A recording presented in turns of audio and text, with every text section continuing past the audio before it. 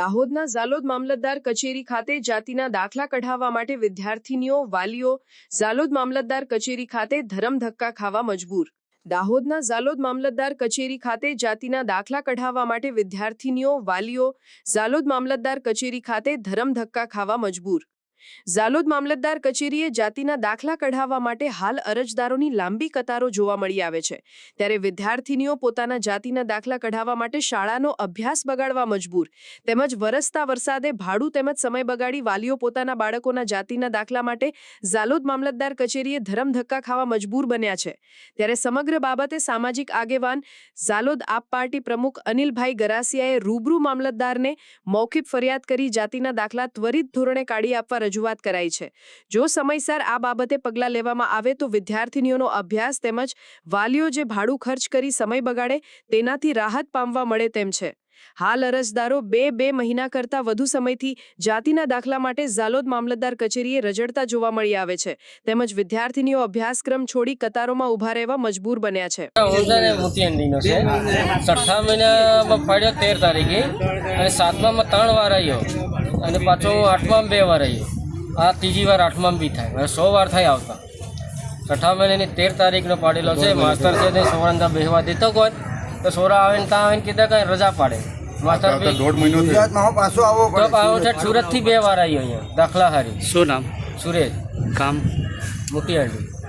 આજે હું ઝાલોદ મામલતદાર કચેરી ખાતે મામલતદાર સાહેબને મૌખિક રજૂઆત કરવા માટે આવ્યો હતો। ઘણા સમયથી ઝાલોદ તાલુકાની અંદર અલગ અલગ ગામમાંથી લોકો જાતિના દાખલા માટે અને રહેઠાણના દાખલા માટે લોકો અહીંયા આવતા હોય છે, ત્યારે અહીંયા જે દાખલા માટેની અરજીઓ 6 મહિનાથી હજી સુધી કરેલી તેઓ મળી નથી। એવી રીતે 7માની અને 8માની અરજીઓનો હજી પણ નિકાલ થયો નથી।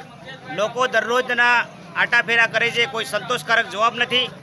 આજે એમની રજૂઆતને ધ્યાને લઈ મામલતદાર સાહેબને રજૂઆત કરી કે ટૂંક જ સમયમાં આ 6 અને 7માના જે મહિનાના જે દાખલા છે તરત જ લોકોને ઇસ્યુ કરવામાં આવે।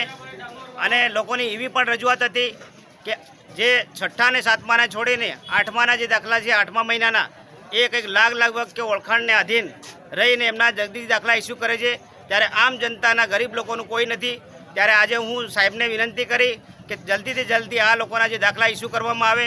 અગર જે નહીં કરવામાં આવે ત્યારે અહીંયા હું ધરણા પર બેસીશ એવી સાહેબને ખાતરી આપી છે। સાહેબે પણ મને દાખલા કાઢી આપવા માટેની બાહેધરી આપી છે।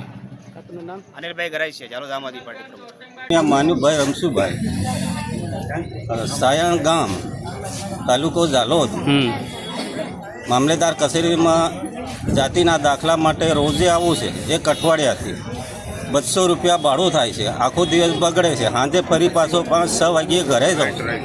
હા, દાખલો આજે બધો મળતો નથી। 10 દિવસ થયા આજે નથી મળતો। છોકરાને કે તે લઈને આવો દાખલો। શું નામ? અક્ષય મુકેશ બાજાના। ભાડું ખર્ચે ના ભાડો ખર્ચે કેટલો ખર્ચો થાય ભાડું? 20 રૂપિયા દરરોજ? હા, દરરોજ। કેટલા દિવસથી આવો? 6 દિવસ થાય છે। શું નામ તમારું? રેખાબેન મુકેશ કયું ગામ? બાજાના। અમારે દાખલો લેવા માટે હું રોજ આવું પણ મને મળતો નથી। સાહેબ દિવાળી કેટલા દિવસથી આવો છો? ઘણા દિવસથી। કેટલા દિવસ?